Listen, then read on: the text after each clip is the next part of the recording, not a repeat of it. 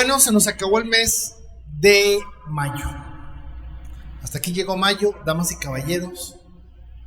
Tenemos todavía mañana, que es 31. Darle gracias a Dios por este mes, como acabamos de hacerlo. Y es pues un momento muy importante porque estamos haciendo que lo que forme nuestras vidas sea la palabra de Dios, la doctrina. Sí es muy importante cuando uno en la iglesia le dan las 5 formas de cómo ser una persona alegre. Y es muy importante cuando uno en la iglesia le enseñan los 4 pasos de una persona exitosa. Todo eso es muy bueno, hermanos, pero eso está lleno en YouTube. Y me imagino yo que usted se saca el rato y usted puede ver esas cosas. A nosotros nos importa la doctrina fundamental, lo único que la palabra tiene, porque es lo que va a alimentar nuestras vidas. Y además, si yo les digo a ustedes que hay 5 características de una persona exitosa, pues todos ustedes van a tomar notas. Segunda de Juan, primera de Pedro, Hay 5 características y ustedes le hablaron de la Biblia. Pero si yo le hablo a usted de la doctrina fundamental, de lo que Dios originalmente quiso decir, damas y caballeros, la promesa es que el Espíritu Santo va a intervenir, que el Espíritu Santo está involucrado, que el Espíritu Santo va a responder. La promesa es que el Espíritu Santo va a hacer algo. Y como pueden ver, llegamos al verso 20, y vamos a tratar de cubrir estos 8 pequeños versículos esta noche. Y pues, una vez más, darle gracias a Dios por este momento. Ahora, antes de arrancar, voy a tratar de dejar la enseñanza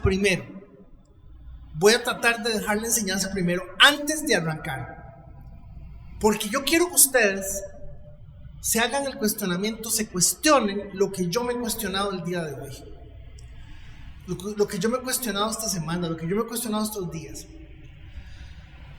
Y es que si estamos hablando de un momento en el que el Espíritu Santo se está manifestando como nunca se ha manifestado en ese momento, por el trabajo del apóstol Pedro, por el trabajo del apóstol Pablo, y hay una manifestación clara, hermanos y hermanas, hay una manifestación clara de lo que están haciendo los dones carismáticos, los dones de milagros, los dones, lo que están haciendo en este momento. Una pregunta, y es la reflexión de esta noche: ¿por qué cree usted entonces que Pablo tuvo que escribir las cartas que escribió y dejar los mensajes que dejó si ellos ya tenían el Espíritu Santo? ¿Por qué hubo que hacer todo el esfuerzo por terminar de escribir el Nuevo Testamento? ¿Por qué hubo que llegar al punto en prácticamente tener una cronología que se iba desarrollando a partir de la experiencia de las iglesias que se iban formando, que se iban dando, y que era necesario corregir, era necesario explicarles y decirles: esto es lo que vamos a hacer, esto es lo que no vamos a hacer? Hermanos, ¿no creen ustedes que definitivamente tenemos que aprender a valorar la palabra? Tenemos que aprender a valorar lo que Dios ha hecho, lo que el Señor ha hecho. Porque si estos hermanos, si estas iglesias, lo que llamamos la primera iglesia, tenía todas estas características que yo estoy mencionando, ¿por qué razón Pablo, era necesario que Pablo escribiera en la forma en que lo está haciendo? Era necesario que Pablo escribiera las cartas, le escribiera a Timoteo, le escribiera a Tito. Porque era necesario que Juan terminara hablando en el libro de Revelación y Apocalipsis la forma en que hay. ¿Por qué? Porque el Señor sabía que de alguna manera todo el desarrollo de lo que iba a ser el fortalecimiento, el fundamento, la iglesia, debía de ser formado, debía de ser regulado, debía de ser establecido en la palabra de Dios. Entonces resulta y sucede, damas y caballeros, que yo le titulé a esto el viaje. Parece que el cosillo ese ahí lo cambiamos. El viaje. El dolor, la lucha y los resultados continúan. El viaje continúa. Pero es un viaje muy, ¿qué digo? ¿Qué digo, hermanos? Es muy,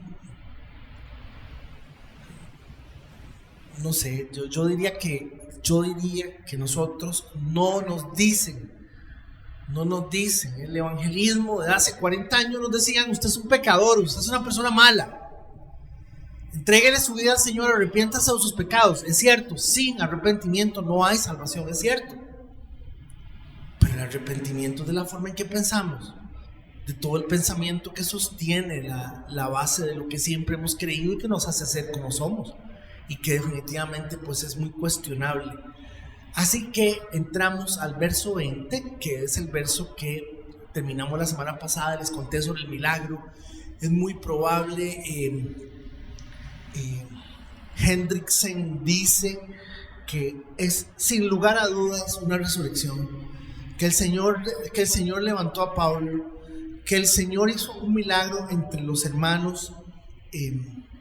Me gusta el entusiasmo que Hendrickson le pone, porque es cierto, hermanos, es que las piedras que le pegaron a Pablo no eran piedritas pequeñas. No estamos hablando de algo pequeño, estamos hablando de piedras que verdaderamente son grandes, hermano. Y al día siguiente, dice la palabra, dice: para cuando lo rodearon los discípulos, él se levantó, volvió a entrar a la ciudad, y al día siguiente partió para Derbe en compañía de Bernabé. Hermanos, ¿y cómo lo curaron? ¿Qué le pusieron? Y cuénteme, el mentolé, el alcohol y las curitas, o sea, no había nada de eso, hermanos.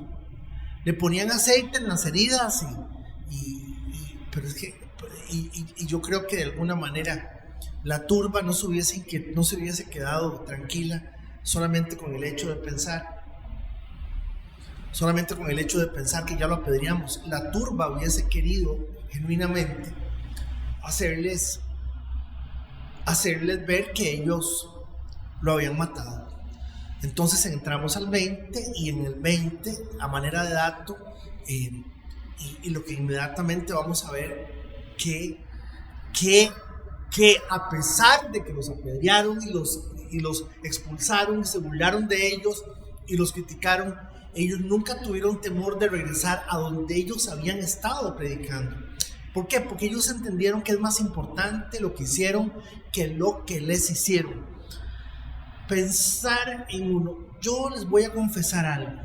Cuando uno pretende, yo voy a decir pretende porque para mí esto es muy delicado. Cuando uno pretende creer que está sirviendo al Señor, cuando uno pretende creer que uno es un siervo de Dios, hermanos, la vida de uno no tiene ningún valor. El valor de la vida de uno es otra cosa. O sea, las cosas no se dan en función de lo que uno pueda vivir y entender con respecto a esto. No, yo no estoy diciendo que por eso yo me estoy ganando el cielo, ni por eso soy se pegaron al gordo ustedes. No, yo no estoy diciendo eso. Pero sí estoy diciendo, mis amados hermanos, que la vida de uno entra en un segundo plano. Lo que uno quiera, lo que uno desee, lo que uno entra en un segundo plano, porque estamos ante algo superior en muchos sentidos, y a pesar de toda la realidad humana que tenemos y que somos y que tengo y que soy, yo tengo muy claro esto. Es Dios quien determina qué sigue, cómo sigue, qué están haciendo, qué va a suceder, todo este tipo de cosas. Y entonces uno también se llena de un montón de frustraciones y de cosas que uno dice: ¿Para qué estaré haciendo eso? Eso servirá de algo. El domingo próximo pasado, hay que toque, como lo dije, el domingo pasado, después del mensaje, se me acercó la gente que se me acercó y me dijeron unas cosas que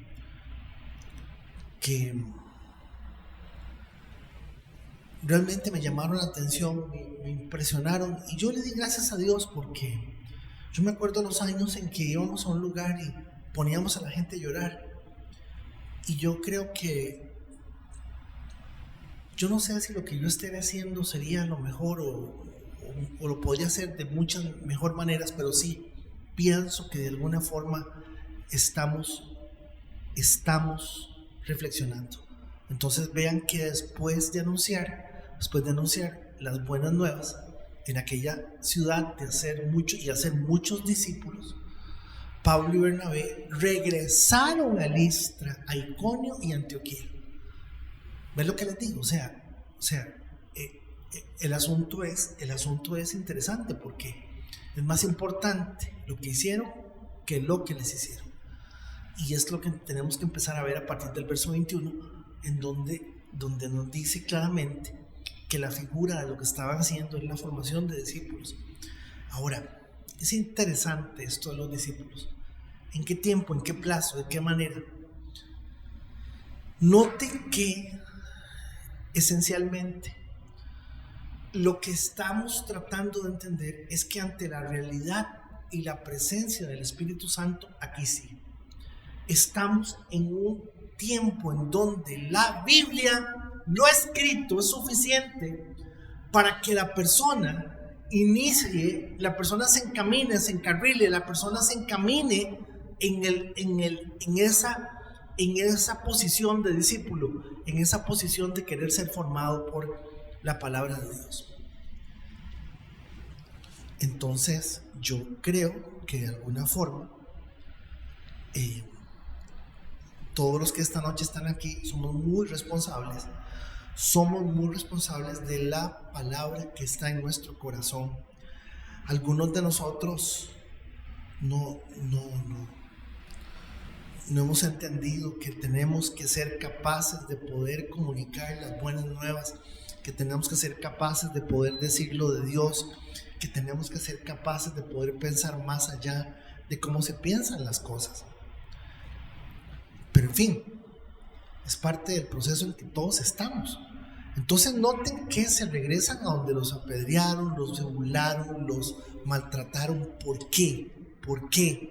Porque es más importante lo que estaban haciendo, lo que iban a hacer, lo que el Señor los puso a hacer es más importante que cualquier otra cosa. Se regresan porque el Espíritu Santo tenía claramente definido que lo que estaba sucediendo en ese lugar se iba a convertir en un referente. Una de las cartas que se iban a escribir para el Nuevo Testamento iba a ser una carta dirigida a esta región. Y eventualmente lo que yo quisiera que esta noche todos entiendan es que desde la perspectiva racional no vamos a poder entender estas cosas. Tenemos que entenderlas desde la perspectiva en donde sí tenemos que saber que es por la fe que estamos creyendo y viviendo lo que estamos viviendo, y estamos perseverando esta noche en lo que hacemos por fe, únicamente por fe. Ahora,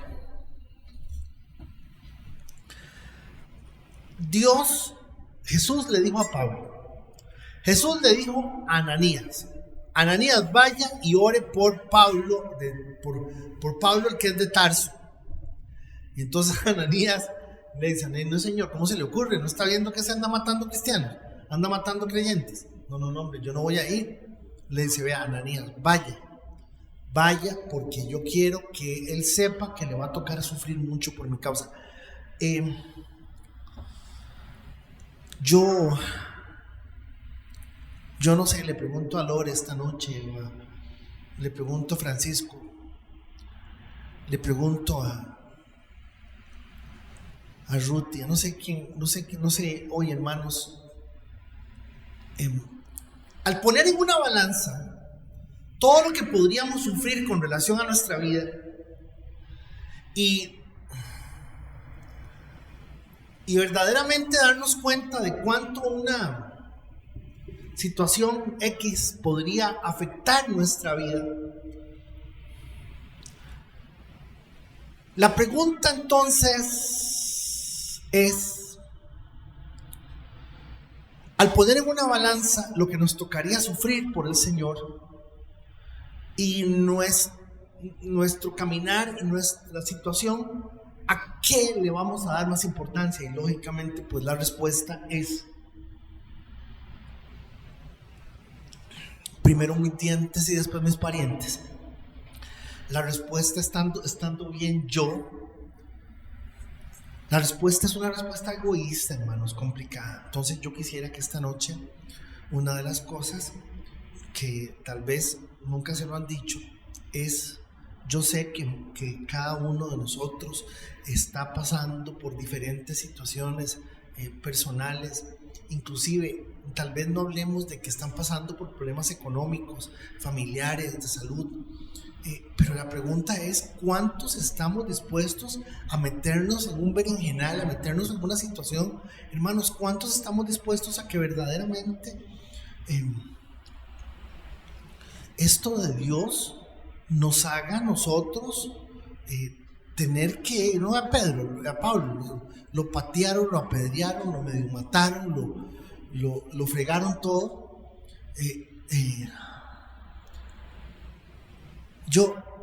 A mí no me gusta, yo no quisiera volver a las cosas que yo hice.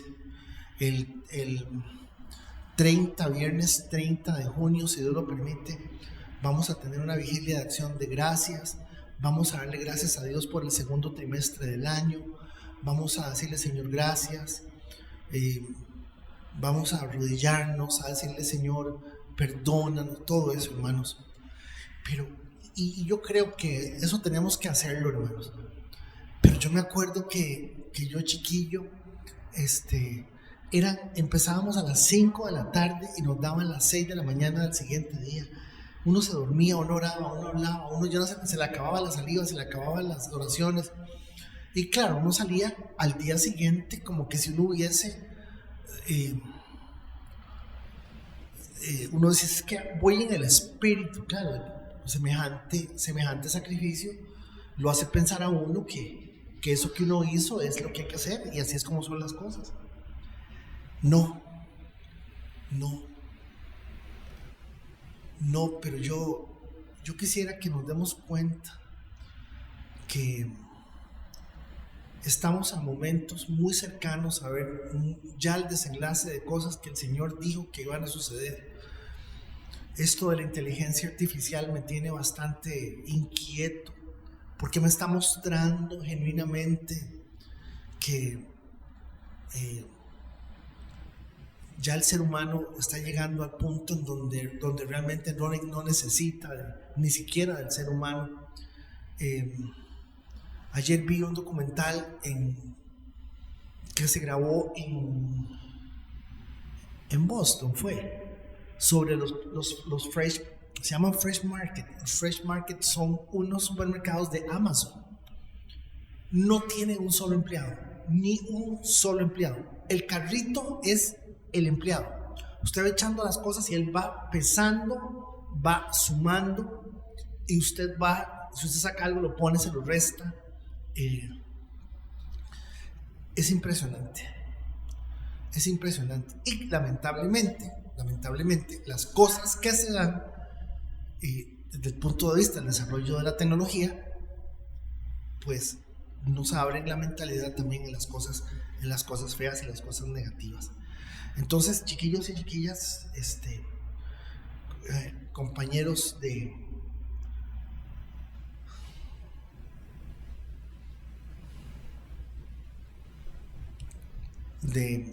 milicia, nosotros tenemos que darnos cuenta que viene un coladero, hermanos.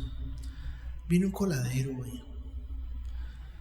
y muchos, creo que empezando por mí, no trato de ser humilde, yo me conozco, hermanos, Y yo nada gano jugando de que yo soy una cosa maravillosa. Yo me conozco, y ese coladero implica que gente que amamos, gente que valoramos montones, la vamos a perder en este proceso, porque algunos no estamos dispuestos a sufrir nada por el Señor. Nada.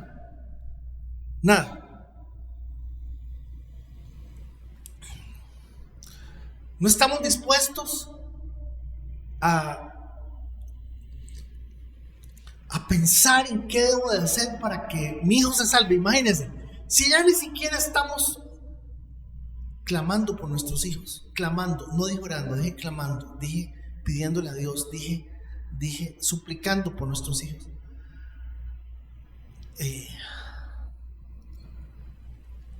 Qué complicado. Hace unos días me dijo a mí una cosa y me destrozó el corazón, me lo destrozó. Y a las 2 horas me escribe un mensaje, me dice: papi, te amo. Y yo no le contesté, tenía el corazón destrozado. Dije: qué condicional soy, qué terrible, qué condicional soy, solamente porque me siento mal. Yo no le puedo contestar al chiquito. Pero no estamos dispuestos, hermanos, y somos agarrados, hermanos, con la plata. Somos agarrados con la plata, somos materialistas. Preferimos gastar un montón de plata en tonteras. Y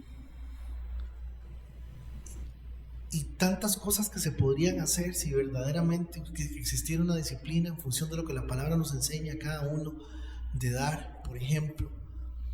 Y hablo de dar a la iglesia, hablo de dar de mí, hablo de dar de mi tiempo, hablo de dar en todo sentido.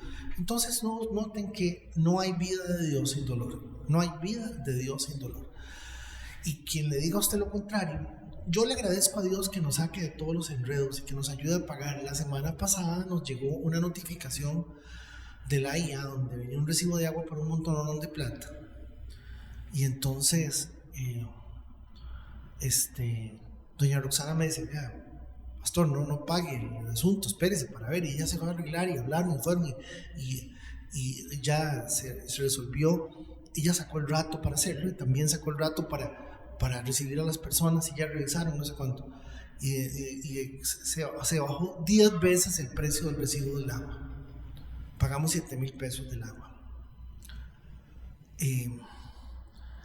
¿Y para qué les estoy contando esto? Les estoy contando esto para decirles, mis estimados hermanos, que definitivamente nos vamos a tener que enfrentar todos los días con un montón de situaciones y un montón de cosas.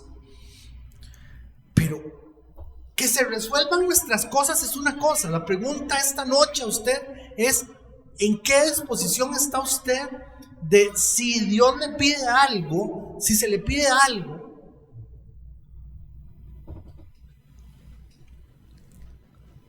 de sufrir un poquito, de incomodarse, de no gastárselo todo en usted, por ejemplo? No sé. Ese es el tema. Entonces, el verso 22, fíjense que ellos regresan y les dicen: fortaleciendo a los discípulos y animándolos a preservar en la fe. Por eso les digo. Y claro, acuérdense que el que está narrando es Lucas. Y lo que Lucas les está diciendo es,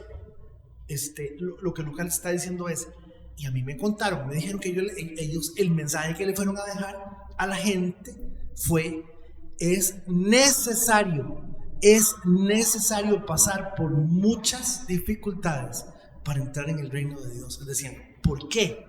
Porque estamos hablando de Listra, de Derbe, de Liconia. Hermano, estamos hablando del lugar donde los patearon, los madrearon, los escupieron, los apedrearon. Entonces, ¿qué pasa? Que yo no sé qué hermano iba a aguantar que eventualmente recién convertidos iba a empezar un problema y una persecución. Pablo se centra en decirles: no, tú quieras decirles, yo tengo que regresarme para decirles que no se engañen, que esto de seguir al Señor, de buscar a Cristo, de seguir el camino de la vida, que desgraciadamente ahora se llama la religión, lo cual no tiene absolutamente nada que ver. La vida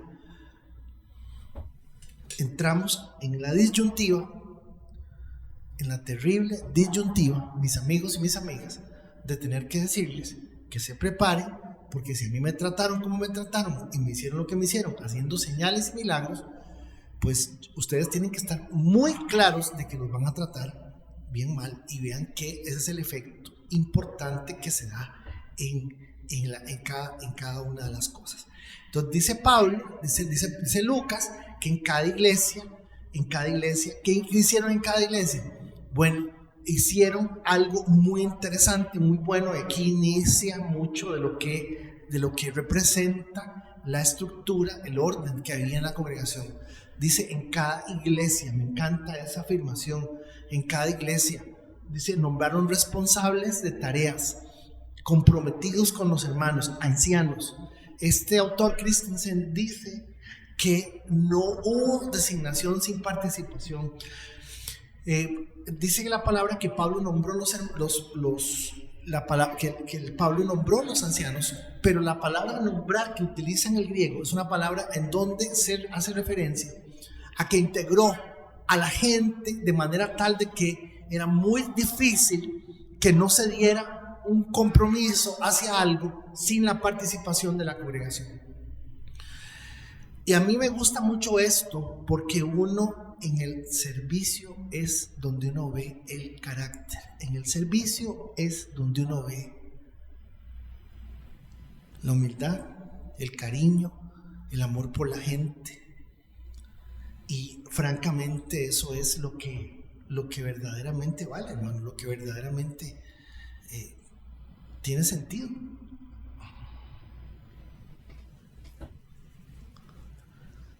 Y hasta que usted no logre ver esto, la gente dice, es que los ancianos son la gente que toma decisiones.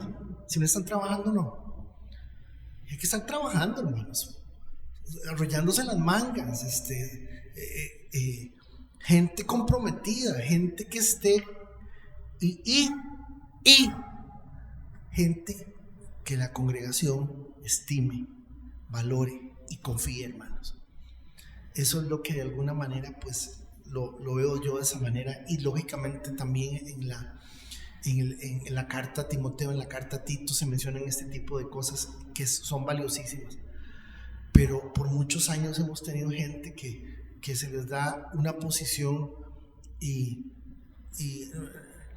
de ahí, para que no estén de acuerdo están a favor de los que están en contra y en contra de los que están a favor. Así no funciona. Entonces el texto dice en el verso 23 que exactamente eso fue lo que pasó.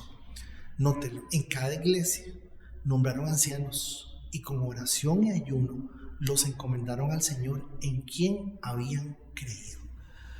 ¿Cuánta gente tenía esta gente de haber creído? ¿Cuánta gente? Hermanos, ahí no dice que eran judíos o que eran gentiles, pero aquí estamos en Derbe, Listra y Iconio. Hermanos, aquí no había tanto judíos como también habían gentiles. Simplemente habían creído en el Señor. Porque la característica de una persona que está dispuesta a servir es que está aferrada a la palabra, y eso es técnicamente una persona llena de fe. Una persona llena de fe es una persona llena de fe, pero la fe no se fundamenta en otra cosa más que en lo que cree de la Biblia, la palabra de Dios. Ayer me pidió una pastora, una señora que es pastora en Salcero, me pide que le consiga una psicóloga cristiana. No hay. ¿Cómo no hay? No hay. Claro que hay. Las iglesias están llenas de psicólogos y psicólogos. Sí, pero yo no he conocido ninguno que le interese más la Biblia, la palabra de Dios, por encima del montón de babosadas, de la autoestima, del empoderamiento, del valor de sí mismo, de la reafirmación como persona, de la identidad basada, la identidad construida basada en las etapas de la edad. Yo no conozco a ninguno. no conozco una sola colega que le crea más a la palabra que a lo que aprendió. Y a veces la psicología sirve como diagnóstico para decirle a Lorena, para decirle a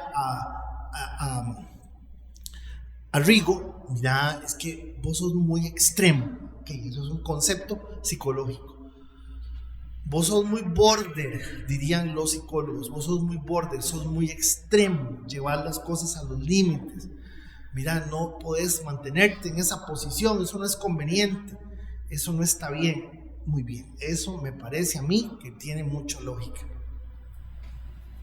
Pero lamentablemente, cuando una persona no cree fielmente y ciegamente en la palabra, no es una persona llena de fe. Así tengo un doctorado en psicología.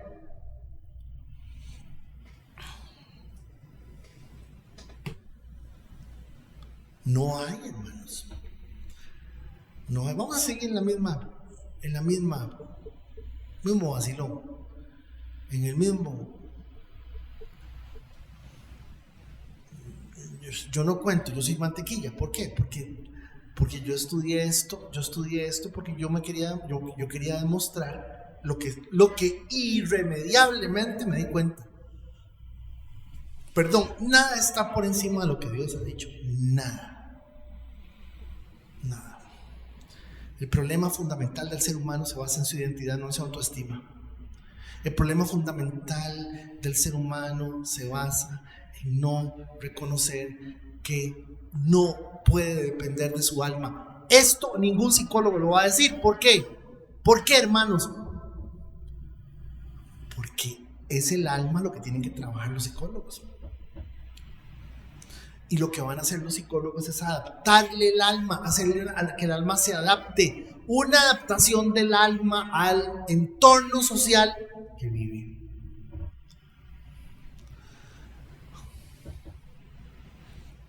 Entonces fíjense que dice que en cada iglesia nombraron ancianos con oración y ayuno. Simplemente estos hermanos habían creído. Eso es todo lo que uno necesita. Un buen consejo no se basa en una experiencia.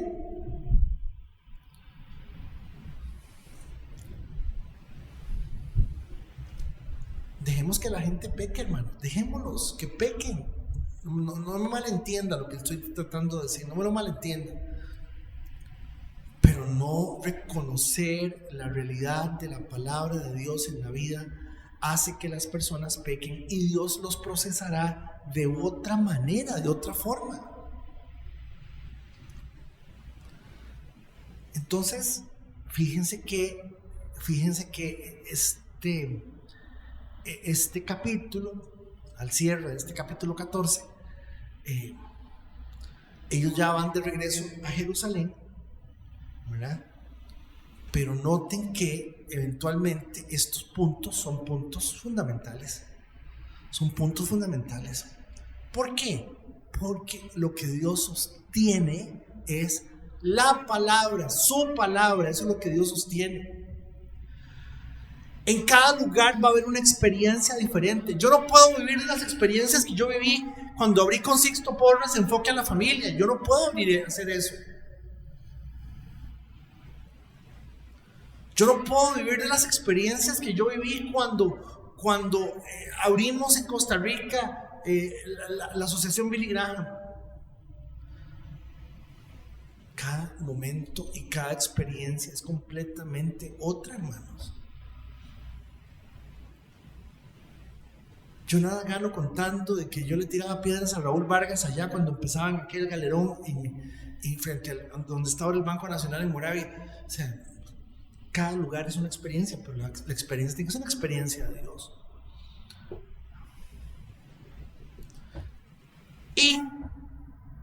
Y compañeros, camaradas, dijo Che Guevara, camaradas, hubiese sido imposible Si Pablo y Bernabé hayan estado pensando solamente en ellos, imagínense que el pedazo donde se volvieron son 100 kilómetros caminando. 100 kilómetros caminando. 100 kilómetros. Es como de aquí a Paraíso. Ay, más. Más.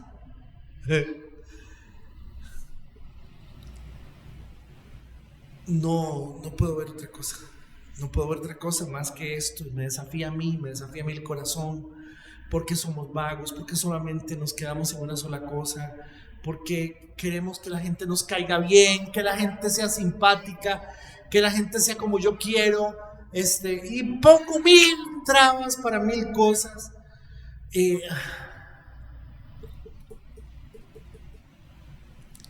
claro, es aquí donde tenemos que darnos cuenta que el viaje continúa, hermanos. El viaje continúa. Verso 24, pasando por Pisidia, vinieron a Panfilia, predicaron la palabra de Dios en Perge y luego descendieron a Atalía. Simplemente nos dicen dónde estuvieron predicando, no dice qué pasó, no dice qué predicaron, no nos da ningún detalle, pero noten que aquí no hemos dejado de decir, lo que hicieron fue predicar.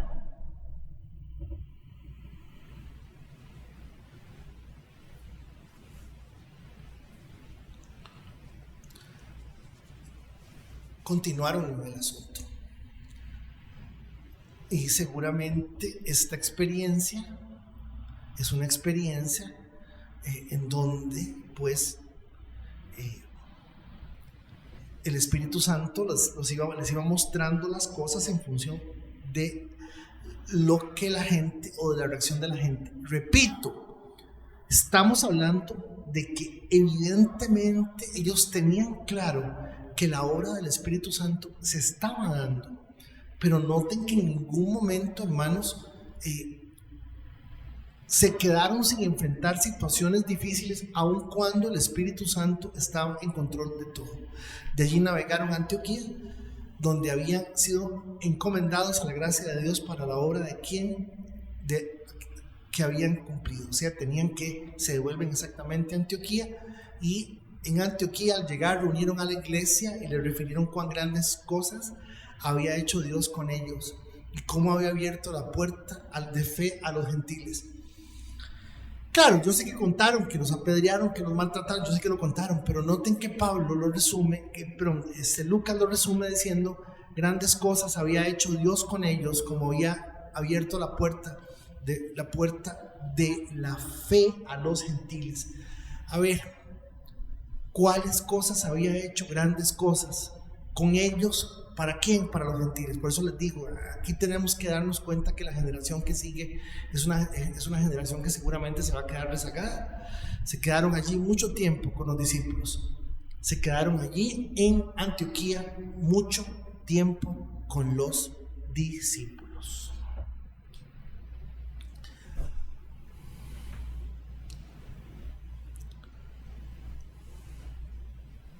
¿Qué les digo? Número 1, aquí hay una misión definida. Usted sin misión no puede seguir. Y la misión es que la familia, sí, yo también entiendo eso, así tiene que ser, que pulsearla con la familia. Pero la pregunta es, ¿qué está haciendo usted para el Señor? ¿Qué está haciendo usted para Dios? Yo no lo estoy mandando a que se vaya caminando para pavas, no haga tonteras, no hay que hacer babosadas. Tampoco le estoy diciendo que se vaya y se pare en el parque de San Ramón y se pueda pegar gritos.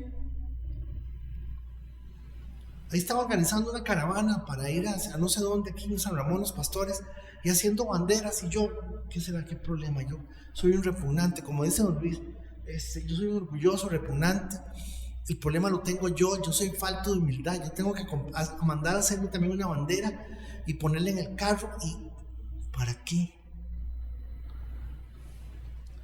¿Para qué una bandera si ni siquiera soy capaz de poder ganarme el corazón del muchacho del Express que me ayuda semana a semana en muchas de las cosas que hago?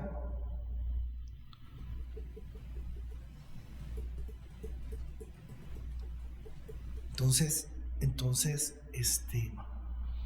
número 1, que hay una misión. Aquí hay una misión. No existe hijo de Dios, no existe un hijo de Dios que no sea cuerpo de Cristo. Todos somos cuerpo de Cristo. No existe un hijo de Dios que no tenga una misión. No existe.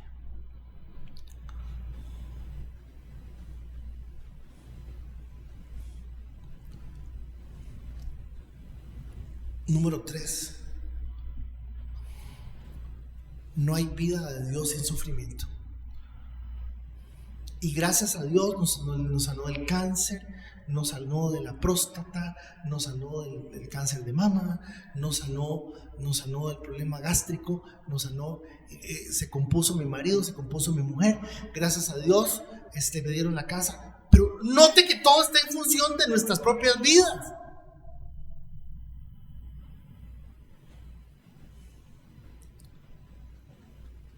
¿Quién se está fregando por el Señor? Nadie. Cuesta mucho. Cuesta mucho. Por los hermanos cuesta mucho. Y eso nos va a tocar, nos va a pasar la factura en algún momento. Número 4.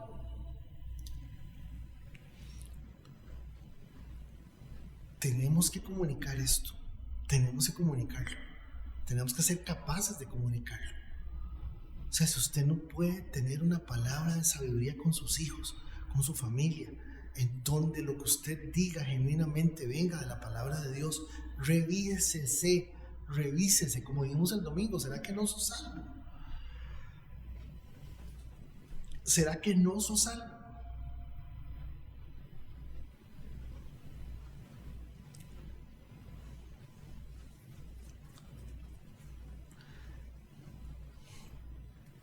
Y de gloria a Dios, es interesante encontrarse la gente y los hermanos. ¿Cómo está bien, hermano? Mira qué bien que me está yendo en el negocio. Muy bien. ¿Y usted cómo está? Muy bien. Mira qué bien que me está yendo con el asunto. Muy bien. ¿Y usted cómo? No, muy bien. Mira qué bien que me está yendo con el asunto de... Muy bien. Pero no sé. Llegamos al final del capítulo 14, entramos al 15, que es la famosísima, el primer concilio de la iglesia cristiana en Jerusalén, un concilio donde se discute si la salvación es por obras o la salvación es por gracia, si la salvación es por la ley o por gracia. Ya inicia una discusión y pues ya tenían que haberse dado esas experiencias, tanto de Pedro como de Pablo, para que esto funcionara en la forma en que se está dando. Entramos ya en una materia más yo diría que más técnica, en el sentido de que esta es la parte del libro de los Hechos en donde podemos ver claramente que se fundamenta una base doctrinal y se hace la clara ya separación entre un judaísmo basado en la ley y la gracia. Esta noche, esta reflexión sobre la palabra es una reflexión que nos tiene que hacer, no hacer cosas raras, sino tener simplemente, como dicen los scouts, usar el lema de los scouts, siempre listos, pero no puede estar siempre listo si lo que mora en mí no es la palabra de Dios.